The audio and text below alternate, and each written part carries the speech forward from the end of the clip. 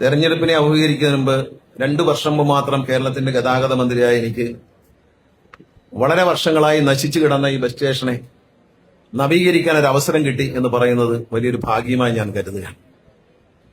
നമ്മളിവിടെ വന്ന് കാണുമ്പോൾ ചെളി കെട്ടിയ നിലയിലായിരുന്നു. അന്ന് ബഹുമാനായ MLA യും MP യും അതുപോലെ മുൻ മേയർ ഞങ്ങളെല്ലാവരും കൂടിയാണ് ഇവിടെ വന്ന് നോക്കുമ്പോൾ അന്ന് എലിപ്പനി പിടിക്കാതെ പോയത് ഭാഗ്യം. ഈ അഴുക്കുള്ളത്തിൽ ഇറങ്ങിയ എലിപ്പനി വരുമെന്നാണ് ഡോക്ടർമാർ പറയുന്നത്. എലിപ്പനി പിടിക്കാതെ പോകാൻ പറ്റിയത് ഭാഗ്യം എന്ന് കരുതി കാട് മൂടി ഒരു ടോയ്ലറ്റ് അവിടെ കിടപ്പുണ്ടായിരുന്നു. അതും 2001 ഞാൻ മന്ത്രിയായിരുന്നപ്പോൾ സുലഭിനെ കൊണ്ട് അന്ന് പണിയിച്ച ടൂറിസം വകുപ്പ്, തോമസ് മാസ്റ്റർ ടൂറിസം മന്ത്രിയായിരുന്നപ്പോൾ അദ്ദേഹം തന്ന പണത്തിന് പണിതാണ്. പിന്നീട് അത് നശിച്ച് കാട് കയറി ഇവിടെ ഈ ബസ് സ്റ്റേഷനിൽ വരുന്നവർക്കൊന്ന് ടോയ്ലറ്റിൽ പോകാൻ സൗകര്യമില്ലാതായി. എറണാകുളം എന്ന് പറയുന്നത് തിരുവനന്തപുരം കഴിഞ്ഞാൽ കേരളത്തിലെ ഏറ്റവും പ്രധാനപ്പെട്ട ഒരു സ്റ്റേഷനാണ്. ആ സ്റ്റേഷന്റെ ഗതി എന്ന് പറയുന്നത് അധോഗതിയായിരുന്നു. വലിയ പരാതികളായിരുന്നു മാധ്യമങ്ങളുടെ ഭാഗത്തു നിന്നും ജനങ്ങളുടെ ഭാഗത്തു നിന്നും യാത്രക്കാരുടെ ഭാഗത്തു നിന്നും പരാതികൾ മാത്രമേ കേൾക്കാനുണ്ടായിരുന്നു. ഇതെങ്ങനെയൊന്ന് പരിഹരിക്കാമെന്ന് ആലോചിച്ചപ്പോഴാണ് ബഹുമാനപ്പെട്ട MLA യുമായി ദീർഘമായി സംസാരിക്കുകയും അദ്ദേഹം ഇതെങ്ങനെയൊന്ന് പരിഹരിച്ച് തരണം എന്നോട് പറഞ്ഞു. പക്ഷെ പരിഹരിച്ചതിൽ ഒരു പ്രധാന ക്രെഡിറ്റ് KSRTCയിലെ CMD ആയ ശ്രീ പ്രമോദ് ശങ്കറിനാണ്. മിക്കവാറും എല്ലാ ആഴ്ചയിലും അദ്ദേഹം ഇവിടെ വന്ന് സന്ദർശിച്ച് അതിന്റെ ഓരോ ദിവസത്തെ റിപ്പോർട്ട് എനിക്ക് തിരുവനന്തപുരത്ത് വന്ന് പറയും. ഇതാണ് സ്ഥിതി, ഇവിടുന്ന് ഫോട്ടോ എടുക്കും, അവിടെ വന്നിട്ട് ഇന്ന പോലെ ചെയ്തു എന്ന് പറയും. അദ്ദേഹത്തിന്റെ സുഹൃത്തുക്കളെ IIT-യിൽ നിന്ന് ഡോക്ടറേറ്റ് എടുത്ത ആളാണ് അദ്ദേഹം. അദ്ദേഹത്തിന്റെ സുഹൃത്തുക്കളെ ഇതിൽ പങ്കെടുപ്പിച്ചുകൊണ്ട് IIT-യിലെ എഞ്ചിനീയർമാർ വന്നിട്ടാണ് ഇത് ഉയർത്തുന്ന കാര്യങ്ങളും മറ്റും ചർച്ച ചെയ്തത്. പിന്നീട് എന്റെ മനസ്സിൽ തോന്നിയ ഞാനൊരു എഞ്ചിനീയറിംഗ് സ്കില്ലുള്ള ആളാണ്. അതാണ് ഈ ബസ്സുകളൊക്കെ ഞാൻ ഡിസൈൻ ചെയ്യുന്നതും വാങ്ങുന്നതും ഒക്കെ അതുകൊണ്ടാണ്. ആ എഞ്ചിനീയറിംഗ് സ്കിൽ ഉപയോഗിച്ച് ഈ വീഴുന്ന വെള്ളം എല്ലാം ഓടയിലൂടി അകത്ത് പോയി ഒരു സമ്പിലെത്തി സമ്പിൽ നിന്ന് പമ്പ് ചെയ്ത് കളയണം എന്നാണ്. ഇപ്പൊ സമ്പ് വരെ റെഡി ആയിട്ടുണ്ട്, ഇനി പമ്പും കൂടി റെഡിയായാൽ മതി. അല്ലെ, സമ്പ് വരെ റെഡി ആയിട്ടുണ്ട്, ഇനി പമ്പും കൂടി ചെയ്ത് കഴിഞ്ഞാൽ അതിലൊരു അപാകത പറ്റിയത് ഈ റെയിൽവേ ട്രാക്കിനടിയിൽ ഒരു കലങ്ങുണ്ട്. ആ കലങ്ങിന് അടിയിൽ കൂടി ഇത് അപ്പുറത്ത് കൊണ്ടുപോയാൽ ദൂരെയുള്ള തോട്ടിലടിക്കാം വെള്ളം. അവിടെ അടിച്ചാൽ പിന്നെ ഇങ്ങോട്ട് വരൂല, അങ്ങോട്ട് ഒഴുകി പൊയ്ക്കോളും. പക്ഷെ അതിന് റെയിൽവേ സഹകരിച്ചില്ല എന്നുള്ളതാണ് ഒരു ദൗർഭാഗ്യകരമായ കാര്യമാണ്. റെയിൽവേ സഹകരിച്ചില്ല. ഞാൻ എപ്പോഴും പറയേണ്ട ഒരു പാലം ഇട്ട് അങ്ങോട്ടും ഇങ്ങോട്ടും വേണം. ഇപ്പൊ റെയിൽവേ എനിക്കൊരു കത്തെഴുതി, ഞാൻ പറഞ്ഞുള്ള കാര്യം തുറന്നു പറയാം. റെയിൽവേ എനിക്കൊരു കത്തെഴുതി. കേരളത്തിലെ സർക്കാർ വണ്ടികൾക്കെല്ലാം പുതിയ സീരിയൽ നമ്പർ വരെയാണ്, 90 സീരീസാണ്. KSRTCക്ക് KL 15 എന്ന് പറയുന്ന പോലെ എല്ലാ സർക്കാർ വണ്ടിക്കും KL 90, കോർപ്പറേഷൻ, മുനിസിപ്പാലിറ്റി, പഞ്ചായത്ത്, സർക്കാർ വണ്ടികൾക്കെല്ലാം 90, മുനിസിപ്പാലിറ്റി, കോർപ്പറേഷൻ ഇവർക്കെല്ലാം 90A അങ്ങനെയാണ് രജിസ്ട്രേഷൻ വരാവുന്നത്. പഞ്ചായത്ത് എല്ലാവർക്കും അത് വരും. പൊതുമേഖലാ സ്ഥാപനങ്ങൾക്ക് 90B വരും. അങ്ങനെ നോട്ടിഫിക്കേഷൻ ആയി കഴിഞ്ഞു. അപ്പൊ എന്നോട് റെയിൽവേക്കാർ പറഞ്ഞു കേന്ദ്ര ഗവൺമെന്റിന് KL 3 ആണ് വെച്ചേക്കുന്നത്. സംസ്ഥാന ഗവൺമെന്റ്, പിന്നെ കേന്ദ്ര ഗവൺമെന്റ്, പിന്നെ കോർപ്പറേഷൻ, മുനിസിപ്പാലിറ്റി. അപ്പൊ അവർ പറഞ്ഞു ആദ്യത്തെ 10 നമ്പർ ഏതാ സിംഗിൾ ഡിജിറ്റ് നമ്പർ ഞങ്ങൾക്കായിട്ട് റിസർവ് ചെയ്തിടണം. ഞാൻ പറഞ്ഞു ചെയ്തു തരാം. നീ എൻ മുതുചൊറിഞ്ഞിടിൽ, ഞാൻ നിൻ മുതുചൊറിഞ്ഞിടാം. എനിക്ക് ഈ ഓടരടി കൂടെ പൈപ്പിട്ട് അപ്പുറത്ത് പോകാനുള്ള അനുവാദം തരണം. ഇതാണ് ഡിമാൻഡ്. അദ്ദേഹം ട്രാൻസ്പോർട്ട് അഡീഷണൽ കമ്മീഷൻ കൂടിയാണ്. അപ്പൊ കൊടുക്കുമ്പോൾ ഇപ്പൊ തരാം എന്നിട്ട് നമ്മളെ നമ്പർ എന്തായി ഇങ്ങോട്ട്. ഞാൻ അങ്ങനെ വിട്ടുകൊടുക്കുന്ന ആളല്ല. ഞാൻ നോക്കിയപ്പോ ഇത് തരത്തില്ല എന്ന് പറഞ്ഞു. അപ്പൊ 90 രജിസ്റ്റർ ചെയ്ത് വെക്കുന്നില്ല. അപ്പൊ അതിനകത്ത് ഉത്തരവിധം കൊടുക്കാം, ആദ്യത്തെ 10 നമ്പർ ഇവർക്ക് റിസർവ് ചെയ്തിരിക്കുന്നു എന്ന് വേണമെങ്കിൽ മന്ത്രിക്ക് ഉത്തരവിടാം. അത് ചെയ്തില്ല. എല്ലാവർക്കും എല്ലാ കേന്ദ്ര ഗവൺമെന്റ് സ്ഥാപനങ്ങൾക്കുമായിട്ട് 90B അങ്ങ് കൊടുത്തു. അപ്പൊ 1 മുതൽ 10 വരെ അവർക്ക് digital 1 digit single digit number അവർക്ക് വേണമെന്ന് കൊടുക്കാൻ ഞാൻ സമ്മതിച്ചു. പക്ഷെ നിങ്ങൾക്ക് തരാം, വ്യവസ്ഥ ഇതാണ്, ഇതിനടിയിൽ കൂടെ ഒരു പൈപ്പ് ഇട്ട്, അത് പാലത്തിനടിയൊന്നുമല്ല, കലങ്ങിനടിയിൽ കൂടെ വലിയ 2 പൈപ്പ് ഇട്ടിട്ട് ഈ വെള്ളം പമ്പ് ചെയ്തങ്ങ് ആ തോട്ടി കളയണം. ഒരു കുഴപ്പമുള്ള കാര്യമല്ല. തരാൻ നടത്തി. അപ്പൊ ഞാൻ ഈ ഫയൽ വെച്ചോണ്ടിരുന്നു. തരാൻ തന്നിട്ട് കൊടുക്കാൻ തന്ന് കൊടുത്തിരുന്ന എന്തോ അബദ്ധമായി പോയതിന് വെച്ചോണ്ടിരുന്നു. എന്നിട്ട് തരുന്നില്ല എന്ന് ഉറപ്പായപ്പോ കൊടുക്കുന്നില്ല എന്ന് ഉറപ്പാക്കി. ഇതൊക്കെ നമ്മൾ പരസ്പരം സഹായിച്ചു പോകേണ്ടവരല്ലേ. ഈ വെള്ളം ഇവിടെ നിന്ന് അടിച്ചുകൊണ്ട് കളയാൻ വേറെ മാർഗമില്ല.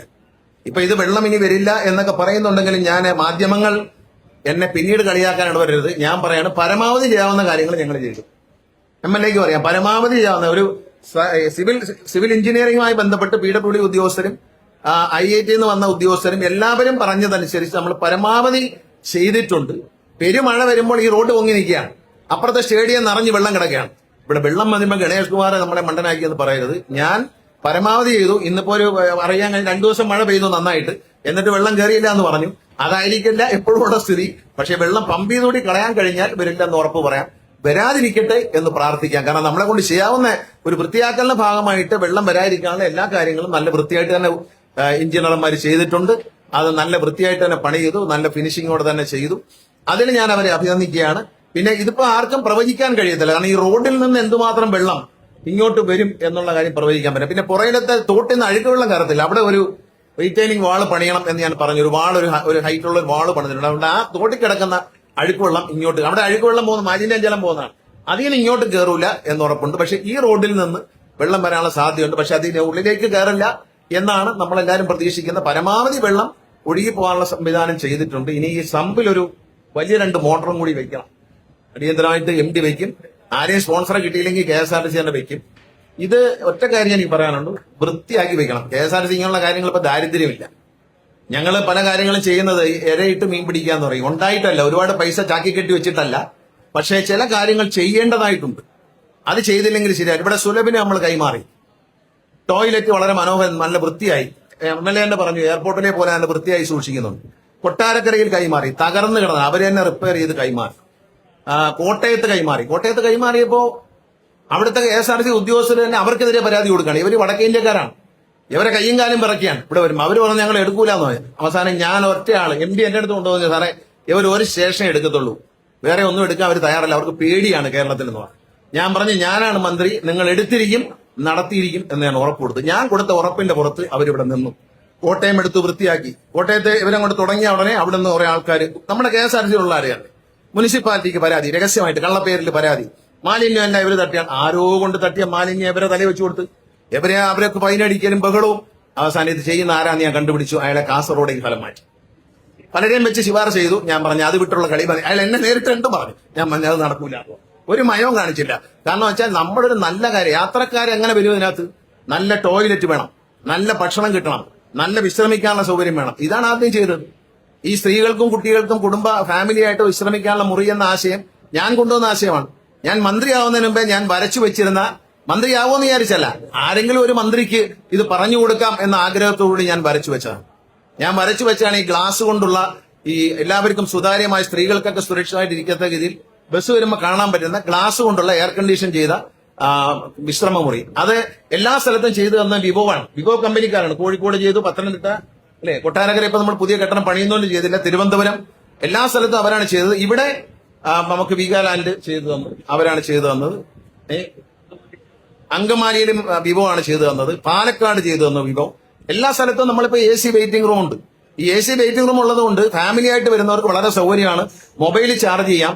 ഈ മാതൃഭൂമി കോർണർ ഉണ്ടാക്കിയതുപോലെ അങ്കമാലിയിലൊക്കെ മാതൃഭൂമി ഒരു ബുക്ക് സ്റ്റാൻഡ് വെച്ചിട്ടുണ്ട്. അതിനകത്ത് മാതൃഭൂമിയുടെ എല്ലാ പ്രസിദ്ധീകരണങ്ങളും അവരതിനകത്ത് വെച്ചിട്ടുണ്ട്. കാരണം ഇരിക്കുന്ന സമയത്ത് മൊബൈലിൽ കുത്തിക്കൊണ്ടിരിക്കും, ചിലർ വായിച്ചുകൊണ്ടിരിക്കും. അപ്പം വായനയ്ക്കുള്ള ഒരു ആളുകൾക്ക് ബോറടിക്കാതിരുന്ന് വായിക്കാനുള്ള ആവശ്യമായ ബുക്കുകൾ മാതൃഭൂമിക്കോ മനോരമയ്ക്കോ ആർക്കുണ്ടെങ്കിലും സൗജന്യമായിട്ട് അതിനകത്ത് സ്റ്റാൻഡ് വയ്ക്കാൻ അനുവാദം തന്നേക്കാം. അതിനകത്ത് വെച്ചു കൊടുത്ത വായിക്കുമല്ലോ ആൾക്കാർ. ഇവിടെ ഇപ്പൊ മാതൃഭൂമിയുടെ ഒരു കോർണർ തന്നെ ഉണ്ടായി. അതുപോലെ ഈ എല്ലാ വിശ്രമ മുറിക്കകത്തും മാധ്യമങ്ങൾ ഇറങ്ങുന്ന ഈ പീരിയോഡിക്കൽസ് ബുക്കുകളെല്ലാം വെക്കാനും അത് അന്നന്ന് കൊണ്ടുവയ്ക്കാനും മാറ്റി വെക്കാനും ഒക്കെ ഉള്ള സൗകര്യം ചെയ്തു തരാൻ തയ്യാറാണ്. അങ്കമാലിയിൽ ചെയ്തിട്ടുണ്ട്. മാതൃഭൂമിയാണ് സ്റ്റാൻഡ് വെച്ചല്ലേ, മാതൃഭൂമി വെച്ചിട്ടുണ്ട്.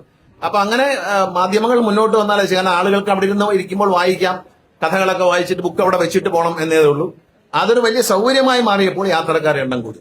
പിന്നെന്താണ്, ബസ് പോകുന്ന വഴിക്ക് നിർത്തുന്ന ഹോട്ടലുകൾ വേറും തല്ലിപ്പൊളി ഹോട്ടലിൽ നിർത്തുമായിരുന്നു. അത് നിർത്തി. ടോയ്ലറ്റ് സൗകര്യങ്ങൾ പോലുമില്ല. ഇപ്പൊ ഞങ്ങൾ 72ഓളം റെസ്റ്റോറന്റുകൾ കേരളത്തിനകത്തും ബാംഗ്ലൂർ റൂട്ടിലുമായിട്ട് ഐഡന്റിഫൈ ചെയ്തിട്ടുണ്ട്. അതിനെ അക്രഡിറ്റ് ചെയ്യുന്നത് നല്ല 2 ടോയ്ലറ്റ് പുരുഷന്മാർക്കും നല്ല 2 ടോയ്ലറ്റ് സ്ത്രീകൾക്കും വേണം. കിച്ചൺ നന്നായിരിക്കണം, നല്ല ഒരു മാന്യമായ പ്രൈസ് ആയിരിക്കണം, നല്ല ഫുഡ് ആയിരിക്കണം. ഇത് പരിശോധിക്കാൻ 3 മാസം കൂടുമ്പോൾ KSRTC-യുടെ ഒരു ടീമിനെ ഈ സ്ഥലങ്ങളിൽ അയക്കും. എവിടെങ്കിലും മോശമാണെന്ന് കണ്ടാൽ അപ്പൊ തന്നെ കട്ട് ചെയ്യും. അവരുമായിട്ട് വേറെ ഒന്നുമില്ല. KSRTC അതുകൊണ്ടൊരു നേട്ടമില്ല. 10 രൂപയുടെ ഒരു ടിക്കറ്റ് അടിക്കും, വണ്ടി ഇവിടെ വന്നു എന്ന് കാണിക്കാൻ വേണ്ടി. കണ്ടക്ടർക്കും ഡ്രൈവർക്കും ഫുഡ് ഫ്രീ ആയിട്ട് കൊടുക്കണം. പണ്ടൊക്കെ രഹസ്യമായിട്ടായിരുന്നു, ഇപ്പൊ പരസ്യമായിട്ട് പറയുകയാണ്. മന്ത്രി തന്നെ പറഞ്ഞു അവർക്ക് 2 പേർക്കും ഫുഡ് ഫ്രീ ആയിട്ട് കൊടുക്കണം. ഡ്രൈവറും കണ്ടക്ടർക്കും ഫുഡ് ഫ്രീ ആയിരിക്കണം. 2 3 വണ്ടി പാർക്ക് ചെയ്യാനുള്ള സ്പേസ് ഉണ്ടാവണം. അങ്ങനെ വന്നപ്പോൾ ഒരുപാട് ഫാമിലി KSRTC ആശ്രയിക്കാൻ തുടങ്ങി. പലരും സ്കൂട്ടറും കാറും ഒക്കെ ഉപേക്ഷിച്ചിട്ട് KSRTC-യിലേക്ക് കയറുകയാണ്. ഞാൻ ഇവിടെ വെച്ച് ഒരു കാര്യം കൂടി, ഇതുവരെ പറയാത്തൊരു കാര്യം കൂടി ഉദ്ഘാടനം ചെയ്തിട്ടേ പോവുള്ളൂ. അത് ഉദ്ഘാടനം ചെയ്തില്ലെങ്കിൽ ഇനി ചെയ്യാൻ പറ്റാതെ വരും. അടുത്ത 15-ാം തീയതിയോടുകൂടി, 15-ാം തീയതി 20-ാം തീയതിക്ക് മുമ്പായി നമുക്ക് ബിസിനസ് ക്ലാസ് ബസ് വരും. വോൾവോയുടെ ബസ്സാണ് വരുന്നത്. അതിൽ പാൻട്രി ഉണ്ട്, അതിൽ ടോയ്ലറ്റ് ഉണ്ട്. അത് തിരുവനന്തപുരത്ത് കൊച്ചിയിൽ നിന്ന് രാവിലെ ഒരു വണ്ടി തിരുവനന്തപുരത്തേക്കും തിരുവനന്തപുരത്ത് നിന്ന് രാവിലെ ഒരു വണ്ടി കൊച്ചിക്കും പുറപ്പെടും. റോഡ് പണി കഴിഞ്ഞാൽ അത് രാവിലെ തൃശ്ശൂരിൽ പോയി നിൽക്കും. തൃശ്ശൂരിൽ നിന്നായിരിക്കും തുടങ്ങുന്നത്. അത്രയും ദൂരമെങ്കിലും നമ്മൾ കവർ ചെയ്യും. ഏതാണ്ട് 3.5-4 മണിക്കൂറുകൾ കൊണ്ട് തിരുവനന്തപുരത്ത് എത്തുന്ന എങ്ങും സ്റ്റോപ്പില്ല. മിന്നൽ പോലെയാണ്. ഇവിടം വിട്ടാൽ ആലപ്പുഴ, ആലപ്പുഴ വിട്ടാൽ കൊല്ലം, കൊല്ലം വിട്ടാൽ തിരുവനന്തപുരം. ആ ബുക്കിംഗ് കംപ്ലീറ്റും തിരുവനന്തപുരത്തേക്കാണെങ്കിൽ ഇത് എവിടെയും സ്റ്റോപ്പ് ചെയ്യില്ല. കാരണം ടോയ്ലറ്റ് അതിനകത്തുണ്ട്. ഫുഡ് നിങ്ങൾക്ക് എന്ത് ഫുഡ് വേണമെങ്കിലും ഓർഡർ ചെയ്യാം. അതിനകത്ത് മെനു ഉണ്ട്. ആ മെനു നേരത്തെ ഒന്ന് കാണാം. അത് ടിക്കറ്റ് റിസർവ് ചെയ്യുമ്പോൾ തന്നെ ഫുഡും കൂടി വിമാനത്തിലെ പോലെ ഫുഡും കൂടി റിസർവ് ചെയ്തിട്ട് കയറാം. ഒരു ചായ കൂടുതലാണ് വിട്ടു തരും. അതിനകത്ത് ടിക്കറ്റ് കൊടുക്കുന്നതും ടിക്കറ്റ് പരിശോധിക്കുന്നതും എല്ലാം ഒരു ഹോസ്റ്റസ് ആയിരിക്കും. ഒരു ലേഡി അതിനകത്ത് ഉണ്ടാകും. അവരാണ് ആ കാപ്പി ചായയൊക്കെ എടുത്ത് തരുന്നതും ആഹാരം തരുന്നതും എല്ലാം അവരായിരിക്കും. ബസ് ഹോസ്റ്റസ് എന്നൊരു സങ്കല്പം ഉണ്ടാക്കിയാണ്. അതെല്ലാം തെരഞ്ഞെടുത്ത് റെഡിയാക്കിയിട്ടുണ്ട്.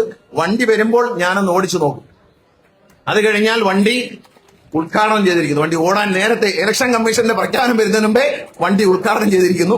അല്ലെങ്കിൽ ഉദ്ഘാടനം ചെയ്യേണ്ടെന്ന് പലരും പറയും. അതുകൊണ്ട് നേരത്തെ ഉദ്ഘാടനം ചെയ്തിരിക്കുന്നു. വണ്ടി പണിത് തീരാറായി. ഇനി അതിന്റെ കളർ കൊടുക്കണം. കളർ ഇന്നലെ ഞാനും MD കൂടെ ചർച്ചകൾ നടത്തി. കളറിൽ ചില മാറ്റങ്ങൾ വരുത്തി. നല്ല എലിഗന്റ് ആയിട്ടുള്ള കളറായിരിക്കും.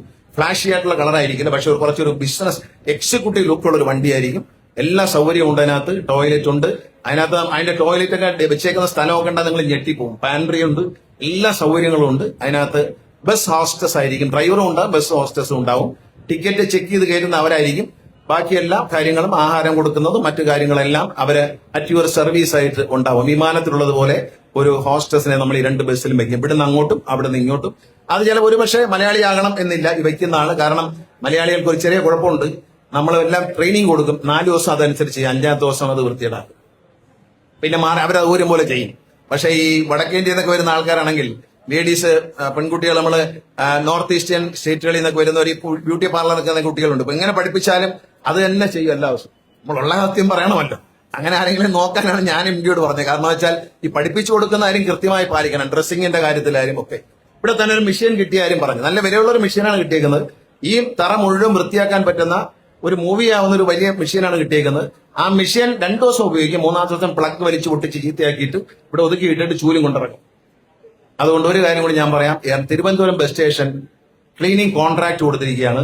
എറണാകുളം ബസ് സ്റ്റേഷൻ പുതുക്കി പണിഞ്ഞ സ്ഥിതിക്ക് ഇതും ക്ലീനിങ് കോൺട്രാക്ട് കൊടുക്കാൻ തീരുമാനിച്ചിരിക്കുകയാണ്. കമ്പനിക്ക് ക്ലീനിങ് തിരുവനന്തപുരത്ത് നമ്മൾ കണക്ക് കേട്ടാൽ നിങ്ങൾ ഞെട്ടും. തിരുവനന്തപുരത്ത് നമ്മൾ ക്ലീനിങ്ങിന് കൊടുത്തുകൊണ്ടിരുന്ന ശമ്പളം 1,80,000. ക്ലീനിങ് കോൺട്രാക്ടർക്ക് ഒരു മാസം കൊടുക്കുന്നത് 98,000 രൂപ. 4 വ്യത്യാസം ആലോചിച്ചു. ഒന്നും ക്ലീനായില്ല. 1,98,000 രൂപ നമ്മൾ ശമ്പളം കൊടുക്കുമായിരുന്നു. തൂക്കം വരുന്നവർ വൃത്തിയാവത്തുമില്ല. ഇപ്പൊ എന്ത് പറ്റി?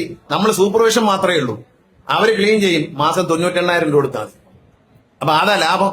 KSRTC 1 ലക്ഷം രൂപയുടെ ലാഭമാണ്. ഇങ്ങനെയൊക്കെ തന്നെ അപ്പൊ വന്നു കഴിഞ്ഞാൽ നല്ല ക്ലീൻ ആണ്. തിരുവനന്തപുരം ബസ് സ്റ്റേഷൻ പോയി കണ്ടു നോക്കും. വളരെ ക്ലീൻ ആയിട്ട് കിടക്കുകയാണ്. ഇത് നല്ല ക്ലീൻ ആയിട്ട് പണിതിരിക്കുകയാണ്. ഇതിന് മെഷീനും ഒക്കെ വാങ്ങിച്ചു കൊടുക്കുന്നുണ്ട്. അത് മെഷീനൊക്കെ ഇല്ലേ ഈ സർക്കാർ ആശുപത്രിയിലെ സ്കാനിങ് മെഷീൻ പോലെയാണ്. 2 ദിവസം കഴിയുമ്പോൾ അവർ തന്നെ ചീത്തയാക്കും. ചീത്തയാക്കിയിട്ട് ആളിനെ വെളിയിലോട്ട് പറഞ്ഞു വിടുന്ന പോലെ. ഇത് ഈ മെഷീനൊക്കെ കിട്ടിയത് നല്ല സന്തോഷമുള്ള കാര്യമാണ്. MLA പറഞ്ഞു വളരെ നല്ല ഒരു മെഷീനാണ് വാങ്ങിച്ചു തന്നേക്കുന്നത്. ആ മെഷീൻ വാങ്ങിച്ചു തരുമ്പോൾ അത് ഉപയോഗിക്കില്ല. അത് നശിപ്പിച്ചാൽ കളഞ്ഞിട്ട് പിന്നെ ചൂലുമായിട്ട് ഇറുക്കില്ല ചൂലുമായിട്ട് ഇറങ്ങി. അപ്പൊ നന്നായിട്ട് വരുമാന വർധന അവർ കൊണ്ടുവന്നു. KSRTCയുടെ വളർച്ചയിൽ ജീവനക്കാർ വഹിക്കുന്ന പങ്ക് ഞാൻ ഓരോന്നും നോക്കും. ഇങ്ങോട്ട് വന്നപ്പോൾ 2 പുതിയ വണ്ടി കിടക്കുന്നത്. മേളുവശത്ത് മൊത്തം ചെളിയുമാണ്. അതപ്പോഴേ കാണിച്ചു കൊടുത്ത് വിനോദം നോക്കി ഞാൻ MD നടപടിയെടുക്കും. കഴുകണം. വണ്ടിയുടെ മേളുവശവും കഴുകണം. കാരണം മേളിൽ നോക്കുമ്പോൾ ഇത് പുഴുത്ത് കിടക്കുന്ന കാണാം. മേളിൽ നിന്ന് മുകൾവശവും കഴുകണം. വണ്ടി കഴുകുമ്പോൾ എല്ലാം കഴുകണം. അല്ല പുറത്ത് ഇങ്ങനെ പുറം മോടി മാത്രം പോരാ. അകവും വൃത്തിയാക്കണം, പുറവും വൃത്തിയാക്കാതെ മേളുവശം കഴുകണം. മേളുവശം കഴുകാത്തതുകൊണ്ട് 2 പുതിയ വണ്ടിയാണ് AC വണ്ടി അവിടെ കിടക്കുന്നത്. ഞാൻ ATയോട് അപ്പം തന്നെ വിളിച്ച് കാണിച്ചു കൊടുത്തു. MDക്കും പറഞ്ഞു കൊടുത്തിട്ടുണ്ട്. കഴുകിയേ പറ്റത്തുള്ളൂ. വണ്ടി വൃത്തിയായി സൂക്ഷിക്കാൻ തുടങ്ങിയപ്പോൾ ആളുകൾ ഇതിനകത്ത് കയറാൻ തുടങ്ങി. പലരും കാർ ഉപേക്ഷിച്ചു. തിരുവനന്തപുരത്ത് കാനറ ബാങ്കിന്റെ മാനേജറായിരുന്ന ഒരു ലേഡി എനിക്കൊരു മെസ്സേജ് അയച്ചു. ഞാൻ കാറ് വിറ്റു. അപ്പൊ ഞാൻ വിചാരിച്ചു എന്തോ ഒരു കുഴപ്പം സംഭവിക്കാൻ പോവുകയാണ്. കാരണം RTO ഓഫീസിൽ എന്തോ കുഴപ്പം ഉണ്ടായിട്ടുണ്ട് അവർക്ക് എന്ന് വിചാരിച്ചു. അടുത്ത പരാതി താഴോട്ട് വായിച്ചവൻ പറഞ്ഞു, KB-യുടെ വണ്ടി എനിക്ക് വളരെ ഇഷ്ടപ്പെട്ടു. KSRTC വണ്ടിയിൽ KB എന്ന് അവരെന്നെ അഭിസംബോധന ചെയ്യുന്നത്. KB-യുടെ വണ്ടി എനിക്ക് വളരെ ഇഷ്ടപ്പെട്ടു. KSRTC വണ്ടിയാണ് സൗകര്യം എന്ന് എനിക്ക് മനസ്സിലായതുകൊണ്ട് ഞാൻ കാർ അങ്ങ് വിറ്റു. ഇപ്പൊ യാത്രയെല്ലാം ബസ്സിലാക്കിയെന്ന് പറഞ്ഞു. അതുപോലെ ബഡ്ജറ്റ് ടൂറിസം. നമ്മുടെ പ്രായമുള്ള അമ്മമാർക്കും ഒറ്റയ്ക്ക് ജീവിക്കുന്നവർ, പ്രായമായ അച്ഛനമ്മമാരും ഒക്കെ ജീവിക്കുന്നവരുണ്ട്. അവർക്ക് ഈ ബഡ്ജറ്റ് ടൂറിസം വളരെ ഗുണം ചെയ്തിട്ടുണ്ട്. അവർ ബഡ്ജറ്റ് ടൂറിസത്തിൽ പല സ്ഥലത്തും പോകാൻ പറ്റുന്നു. ഇപ്പൊ ക്ഷേത്രങ്ങൾ കേന്ദ്രീകരിച്ച് ബഡ്ജറ്റ് ടൂറിസം. പിന്നെ ചില ടൂറിസ്റ്റ് കേന്ദ്രങ്ങൾ റിസോർട്ടിലേക്ക് പോയി അവിടെ താമസിക്കാനുള്ള സൗകര്യത്തോടുള്ള റിസോർട്ട് ബഡ്ജറ്റ് ടൂറിസം. തമിഴ്നാട്ടിലുള്ള ക്ഷേത്രങ്ങളും കൊടൈക്കനാലടക്കം സന്ദർശിക്കാൻ തമിഴ്നാടുമായി ചൊവ്വാഴ്ച നമ്മൾ എഗ്രിമെന്റിൽ ഏർപ്പെടുകയാണ്. പുതിയ എഗ്രിമെന്റ്, സംസ്ഥാനതല അന്തർ സംസ്ഥാന എഗ്രിമെന്റ് ആണ്. അതിൽ പുതിയ ഒരുപാട് റൂട്ടുകൾ നമ്മൾ ചോദിച്ചിട്ടുണ്ട്. അതുകൂടാതെ തമിഴ്നാട് സർക്കാർ ചോദിച്ചേക്കുന്ന അവർ 50 ബസ് മലയാള മാസം 1-ാം തീയതി മുതൽ 5 ദിവസം ശബരിമല നട തുറക്കുമ്പോൾ അവർക്ക് 50 ബസ് വരാൻ സമ്മതിക്കണം. ഞാൻ ഓക്കെ എന്ന് പറഞ്ഞു. പകരം 50 ബസ് ആ സമയത്തല്ല, ആ 30 ദിവസത്തിനുള്ളിൽ കേരളത്തിന്റെ വിവിധ ഭാഗങ്ങളിൽ നിന്ന് തമിഴ്നാട്ടിലെ പല ഡെസ്റ്റിനേഷനിലേക്ക് ബഡ്ജറ്റ് ടൂറിസം വണ്ടികൾ ഓടാൻ അവർ പെർമിറ്റ് തരണം. നമ്പറാണ്, മറ്റേ കിലോമീറ്റർ ആണ് വയ്ക്കുന്നത്. ഇവിടെ നിന്ന് 200 കിലോമീറ്റർ അങ്ങോട്ട്, അവിടെ നിന്ന് അവർ ഇങ്ങോട്ട് ഇരുന്ന് നമ്മൾ 600 കിലോമീറ്റർ ഓടി മദ്രാസിലേക്ക് ഒരു വണ്ടി പോയാൽ അവർക്ക് നാഗർകോവിലിൽ നിന്ന് അങ്ങ് കാസർഗോഡ് വരെ വണ്ടി ഓടിക്കാം കിലോമീറ്റർ വരുമ്പോൾ. അത് മാറ്റിക്കൊണ്ട് 50 വണ്ടി അവർ ഇങ്ങോട്ട് കൊണ്ടുവരുന്നു ശബരിമലയ്ക്ക് വേണ്ടി മാത്രം. എവിടെ നിന്ന് വരാം? അവർക്ക് എവിടെ നിന്നോണം വരാം, തമിഴ്നാട്ടിൽ എവിടെ നിന്നോണം വരാം. പക്ഷെ ഞങ്ങൾ ഇവിടെ നിന്ന് അങ്ങോട്ട് ബഡ്ജറ്റ് ടൂറിസത്തിൽ, അവിടെ നിന്ന് തമിഴ്നാട്ടുകാരെ ഒന്നും അതിനകത്ത് കയറ്റുന്നില്ല, നമ്മൾ ഇവിടുന്ന് പോവുകയാണ്. ബഡ്ജറ്റ് ടൂറിസത്തിൽ നമ്മളിത് അങ്ങോട്ട് കൊണ്ടുപോകും. അതാണ് KSRTCയുടെ ഈ ബഡ്ജറ്റ് ടൂറിസം. എല്ലാ ക്ഷേത്രങ്ങളും, ഇപ്പൊ ഗുരുവായൂർ ക്ഷേത്രത്തിലേക്ക് ബഡ്ജറ്റ് ടൂറിസത്തിൽ പോയി കഴിഞ്ഞാൽ ഗുരുവായൂർ ദേവസ്വവുമായ ഒരു ടൈപ്പ് ഉണ്ടാക്കിയിട്ടുണ്ട്. ബഡ്ജറ്റ് ടൂറിസത്തിൽ ചെല്ലുന്നവർക്ക് അവിടെ മുനിസിപ്പാലിറ്റിയുടെ ഉടമസ്ഥയിലുള്ള ഒരു എയർ കണ്ടീഷൻ ഡോർമെറ്ററി ഉണ്ട്, അവിടെ ഇറങ്ങാം. ഇപ്പൊ ഉത്സവമായിട്ട് അവർ അനുവദിക്കുന്നത്. ഉത്സവം കഴിഞ്ഞാൽ ഉടനെ ഇത് വരും, നിലവിൽ വന്നു കഴിഞ്ഞു. അവിടെ ചെന്ന് കഴിഞ്ഞാൽ അവിടെ ഒരു കോർഡിനേറ്റർ ഉണ്ട്. നമ്മുടെ കോർഡിനേറ്ററുമായിട്ട് ബന്ധപ്പെട്ട് കഴിഞ്ഞാൽ ഈ ഭക്തജനങ്ങൾ, ഈ ഗുരുവായൂർ വണ്ടിയിൽ വന്നവർ ഈ അവിടെ നേരെ ചുമ്മാ ടിക്കറ്റ് എടുക്കല്ലേ, ബഡ്ജറ്റ് ടൂറിസത്തിൽ വരുന്നവർ മാത്രം ഈ ഒരു ഡോർമെട്രിയിൽ ചെല്ലും. അവിടെ നിന്ന് അവര് ടിക്കറ്റ് എടുത്തുകൊണ്ട് അവരെ നേരെ കൊണ്ടുപോയി പ്രത്യേക ഒരു ക്യൂവിലൂടി ഭഗവാനെ തൊഴിച്ചിങ്ങി വെറുതെ വിടും. അപ്പൊ ഗുരുവായൂർ അമ്പലത്തിൽ കയറി പെട്ടെന്ന് തൊഴുതിറങ്ങണമെങ്കിൽ ഈ ബഡ്ജറ്റ് ടൂറിസത്തിൽ പോയാൽ മതി KSRTCയുടെ എന്നുള്ളതാണ്. ഞങ്ങൾക്കൊരു പ്രത്യേക പ്രിവിലേജ് ഗുരുവായൂർ ദേവസ്വം ബോർഡ് നൽകിയിരിക്കുകയാണ്. അതിലൂടെ പ്രവേശിക്കാൻ നമുക്ക് കഴിയും. ഞാൻ ഇനി ദീർഘിപ്പിക്കുന്നില്ല. പുതിയ കെട്ടിടത്തെക്കുറിച്ചാണ്. അതൊരു വലിയ കോംപ്ലിക്കേഷൻ ആയിരുന്നു. ഹൈബി പറഞ്ഞ അഭിപ്രായം തന്നെയായിരുന്നു എനിക്ക്. ഹൈബി ആദ്യമേ പറഞ്ഞു ഈ സ്ഥലങ്ങൾ അങ്ങോട്ടും ഇങ്ങോട്ടും വെച്ചുമാറലും സ്മാർട്ട് സിറ്റിയുടെ ഭാഗമായിട്ട് ഇതിന്റെ പണി നടക്കില്ല എന്ന് പ്രവചിച്ചെന്ന് പറഞ്ഞു. സത്യമാണ്, ഞാൻ വന്നതിന്റെ അന്നേ പ്രവചിച്ചു നടക്കില്ല. കാരണം ആദ്യത്തെ മീറ്റിംഗിൽ എനിക്ക് മനസ്സിലായി ഇത് നടപ്പുവശമില്ല. കാരണം അത് കൈകാര്യം ചെയ്യുന്ന ഉദ്യോഗസ്ഥന്മാർ നമ്മുടെ നാട്ടിൽ ഏറ്റവും വേഗത കൂടിയ ഒച്ചിനെ വെല്ലുന്ന വീരന്മാരായതുകൊണ്ട് നമ്മൾ നടക്കില്ല എന്ന് ഞാൻ അപ്പൊ തന്നെ പ്രഖ്യാപിച്ചു. കാരണം ആദ്യത്തെ മീറ്റിംഗ് ഞാൻ പങ്കെടുത്തപ്പോൾ മനസ്സിലായി ഇവര് ഏറ്റവും വേഗത്തിൽ യാത്ര ചെയ്യുന്ന ഒച്ചിനേക്കാൾ അല്പം പുറകിലാണോ എന്നൊരു സംശയം തോന്നി. അങ്ങനെ ഞാൻ പറഞ്ഞത് നടക്കത്തില്ല എന്ന് പറഞ്ഞു. അപ്പൊ ഈ സ്ഥലം അങ്ങോട്ട് കൊടുത്തിട്ട് വൈറ്റിലെ സ്ഥലം എടുക്കും, ഇത് ഭയങ്കര വിലയുള്ള സ്ഥലമല്ലേ, ഇത് കൊടുക്കില്ല എന്ന് ആദ്യത്തെ ദിവസം തന്നെ തീരുമാനിച്ചു. അപ്പൊ MLA ആകെ അസ്വസ്ഥനായി, വിഷമത്തിൽ എന്ത് കൊടുക്കത്തില്ല, ഇത് കൊടുക്കത്തില്ല എന്ന് പറഞ്ഞു. പിന്നെ അവസാനം എന്താ, കൊടുത്തിരുന്നെങ്കിൽ നിങ്ങൾ ആലോചിക്കണം, ഇതങ്ങ് പോവുകയും ചെയ്തേനെ, ഇവിടെ ബസ് സ്റ്റാൻഡ് വരികയില്ല. സ്മാർട്ട് സിറ്റി പദ്ധതി അങ്ങ് അവസാനിച്ചു, പൈസയൊന്നും കിട്ടിയില്ല, ബസ് സ്റ്റാൻഡ് ഇല്ലാതെ. ഇപ്പൊ ഇത് കയ്യിലിരുന്നത് കൊണ്ടാണ് ശ്രീ ബാലഗോപാൽ വന്നപ്പോൾ നമുക്ക് 13 കോടി രൂപ വാങ്ങിക്കാൻ പറ്റിയത്. ബാലഗോപാൽ എന്നെ അടുത്ത് 3 ബസ് സ്റ്റേഷനെ കുറിച്ചാണ് ഞങ്ങൾ സംസാരിച്ചത്. ഞങ്ങൾ പേഴ്സണലി നാട്ടുകാരാണ്, ഒരുമിച്ച് അടുത്തടുത്ത മണ്ഡലക്കാരാണ്. ഞങ്ങൾ സംസാരിച്ചപ്പോൾ പേഴ്സണലായിട്ട് ഒരു ദിവസം പറഞ്ഞു നമുക്ക് കൊട്ടാരക്കര അദ്ദേഹത്തിന്റെ മണ്ഡലം, പിന്നെ കൊല്ലം, എറണാകുളം എന്തെങ്കിലും ഒന്ന് ചെയ്യണം. വിനോദിന്റെ ഒരു ഭാഗ്യമുണ്ട്, ഇത് ബഡ്ജറ്റിൽ പ്രൊവിഷൻ ഇല്ലാത്ത പൈസയാണ്, ബഡ്ജറ്റിൽ 100 പോലും വെക്കാത്ത പൈസയാണ് ബാലഗോപാൽ കൊടുത്തത്. അപ്പൊ ബാലഗോപാൽ പറഞ്ഞൊരു നമുക്കൊരു ബസ് സ്റ്റാൻഡ് പണിയണം, വളരെ മോശമാണ്, നമുക്കത് ഇപ്പൊ ഞാൻ പറഞ്ഞു പുതുക്കി പണിയുന്നൊക്കെ ഉണ്ട്, അതൊന്നും നിലയിൽ സ്ഥിരമായ ഒരു ബസ് സ്റ്റാൻഡ് വേണം, നല്ലത് എന്ന് പറഞ്ഞപ്പോൾ ബാലഗോപാൽ പറഞ്ഞു ഞാനൊരു 10-12 കോടി രൂപ തരാം. അങ്ങനെയാണ് ഞാൻ വിനോദിന് പറഞ്ഞു ബാലഗോപാലിനെ ഒന്ന് കണ്ടോ, സംഗതി ചിലപ്പോൾ വെക്കും. കാരണം ബാലഗോപാലിന് ഇവിടെ ഒരു കെട്ടിടം പണിയൊന്ന് ഇൻട്രസ്റ്റ് ഉണ്ട്. ആ ഇൻട്രസ്റ്റ് മനസ്സിലാക്കിയ വിനോദിന് പറഞ്ഞു വിനോദ ധനകാര്യമന്ത്രി ഒന്ന് കണ്ടേരെ, പൈസ തരാൻ എന്നോട് സൂചനയുണ്ട്, ചോദിച്ചങ്ങ് പിടിച്ച ഒരൊറ്റ പിടിയങ്ങ് പിടിച്ച് നടക്കുമെന്ന് പറഞ്ഞു.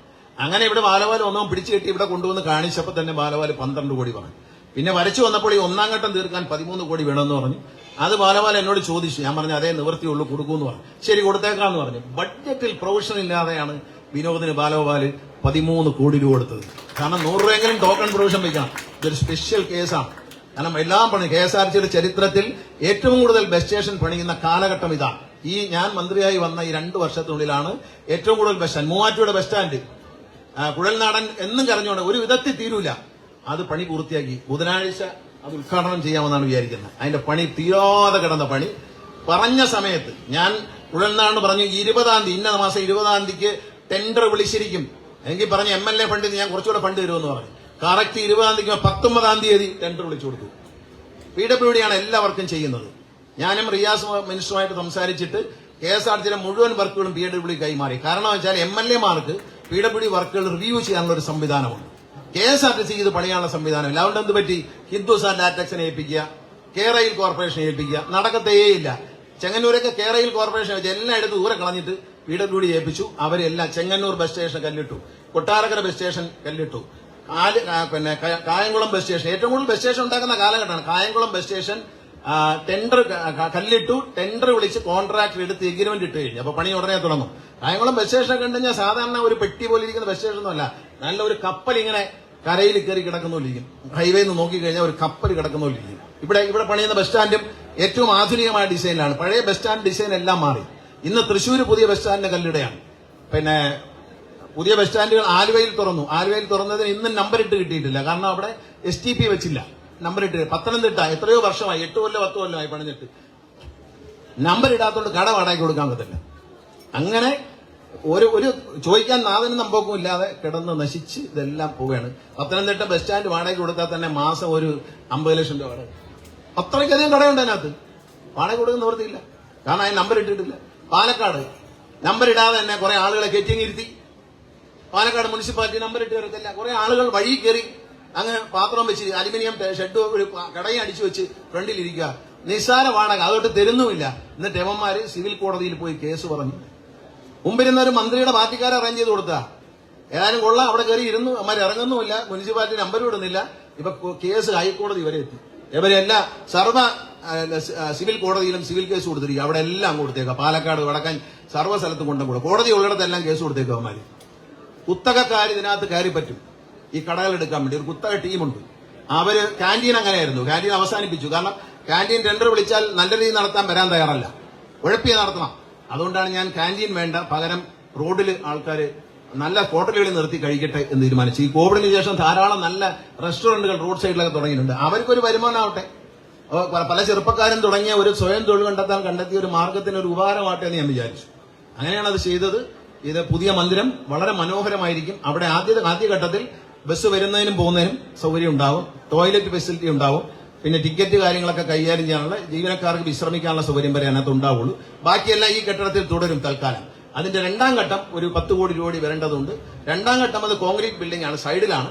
അത് സൈഡിൽ വരുമ്പോൾ അതും ഒരു ഗ്യാരേജും അതിനകത്ത് വരും. 2ാം ഘട്ടത്തിൽ 2ാം ഘട്ടത്തിൽ ഗ്യാരേജും വരും. അത് രണ്ടും കൂടി വന്നു കഴിയുമ്പോൾ ഇത് പൂർണ്ണമാകും. ഇപ്പൊ 1ാം ഘട്ടമാണ് തുടങ്ങുന്നത്. നമ്മൾ ഈ സ്മാർട്ട് സിറ്റിയിൽ നിന്ന് പിന്മാറാനുള്ള കാര്യം കൂടി ഞാൻ പറഞ്ഞുതരാം. മറ്റൊരു കാര്യം, ഇവിടെ കയറുമ്പോൾ 4 KSRTC ബസ് മാത്രമേ നമുക്ക് തരത്തുള്ളൂ. 4 ബേ, ബാക്കിയെല്ലാം പ്രൈവറ്റ് ബസ്സിന് കൊടുക്കണമെന്നാ. ഒരൊറ്റ പ്രൈവറ്റ് ബസ് കലൂര് വന്നു പോകും, ഇതിനകത്ത് വരൂല എന്ന് ഞാൻ നിങ്ങൾക്ക് ഉറപ്പ് തരാം. വരൂല. അവരെ സൈക്കോളജി എനിക്കറിയാം. അവര് വരൂല. അവര് കലൂര് വന്നിട്ട് അങ്ങ് പോകും. ഇതിനകത്ത് ആരും കയറത്തില്ല. ഇത് നശിച്ചു പോയാൽ ഇപ്പൊ ഇത് KSRTCയുടെ മാത്രമായി ചെയ്യുന്നതുകൊണ്ട് ഇത് KSRTC നല്ല നിലയിൽ നടത്തും, നല്ലൊരു സംവിധാനമായി മാറും എന്നുറപ്പാണ്.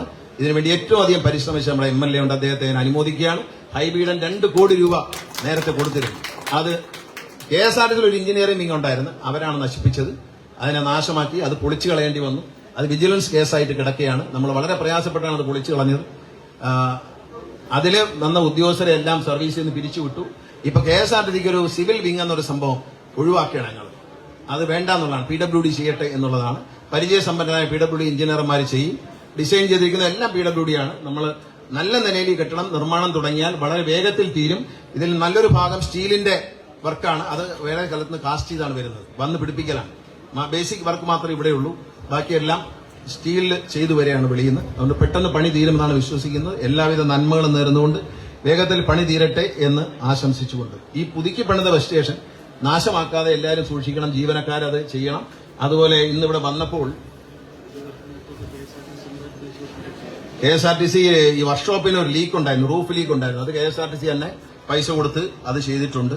വർക്ക്ഷോപ്പുകളുടെ അന്തരീക്ഷമൊക്കെ മാറും, കുറച്ചുകൂടി നല്ല മോഡേൺ ആയിട്ടുള്ള സംവിധാനങ്ങൾ വരും. അതുപോലെ KSRTCയുടെ മേയറുമായിട്ട് ഇവിടെ ഇരിക്കുമ്പോൾ മേയർ പറഞ്ഞത് സിറ്റിയുടെ പല ഭാഗത്തേക്കും KSRTC ചെല്ലുന്നില്ല എന്ന് പറഞ്ഞു. അപ്പോൾ നമ്മളിപ്പോ ഈ വൈറ്റിൽ ഗോശ്രീ പാലം വഴി അകത്തേക്ക് കയറുന്ന വണ്ടികൾ പലതും നല്ല നിലയിലാണ് ഇപ്പൊ പോകുന്നത്. ഗോശ്രീ പാലം വഴി കയറുന്ന ഒരു പരാതി, കുറച്ചുകൂടി ഗോശ്രീ പാലത്തിൽ കൂടി വണ്ടികൾ കയറ്റിക്കൊണ്ട് ഇനി പോകാത്ത സ്ഥലങ്ങൾ, ഇപ്പം ഈ പച്ചാളം ഇങ്ങനെയുള്ള സ്ഥലങ്ങളിലേക്കൊക്കെ വണ്ടി പോകുന്നില്ല. അപ്പൊ അവിടുന്ന് കയറിയിട്ട് അങ്ങനെ IBയുടെ റോഡുണ്ടല്ലോ, ചെറിയ ബസ് വരുന്നുണ്ട്. അത് ഓർഡർ ചെയ്തിട്ടുണ്ട്. വരുന്ന മുറയ്ക്ക് ചെറിയ ബസ് തരാം. സിറ്റിക്കകത്ത് ഓടത്തെ ഗതി ചെറിയ ബസ് CMD തരും ATOയ്ക്ക് കേട്ടോ. ചെറിയ ബസ് വരാനുണ്ട്. കോർപ്പറേഷൻ ഓഫീസിന് മുമ്പിൽ, പുതിയ കോർപ്പറേഷൻ ഓഫീസിന് മുമ്പിൽ ഒരു ബസ് സ്റ്റോപ്പ് അനുവദിച്ചതായി ഇവിടെ വെച്ച് തന്നെ പ്രഖ്യാപിക്കുന്നു. MD നാളെ തന്നെ വിളിച്ച് പറഞ്ഞിട്ട് ഒരു ഉത്തരവാക്കി കൊടുക്കണം. പിന്നെ ഗോശ്രീ പാലം വഴി കൂടുതൽ വണ്ടികൾ പ്രവേശിക്കും.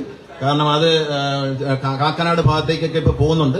മറ്റ് സ്ഥലങ്ങൾ കൂടി ATO കണ്ടുപിടിച്ചതിന് ശേഷം എനിക്ക് റിപ്പോർട്ട് തരാമെന്ന് അദ്ദേഹം പറഞ്ഞിട്ടുണ്ട്. അത് തരുന്ന മുറയ്ക്ക് ആ വണ്ടികൾ അനുവദിക്കും. ആവശ്യമുള്ളത്ര ഡ്രൈവർമാരെയും കണ്ടക്ടർമാരെയും ആവശ്യമുള്ള വാഹനങ്ങളും കൊടുക്കും.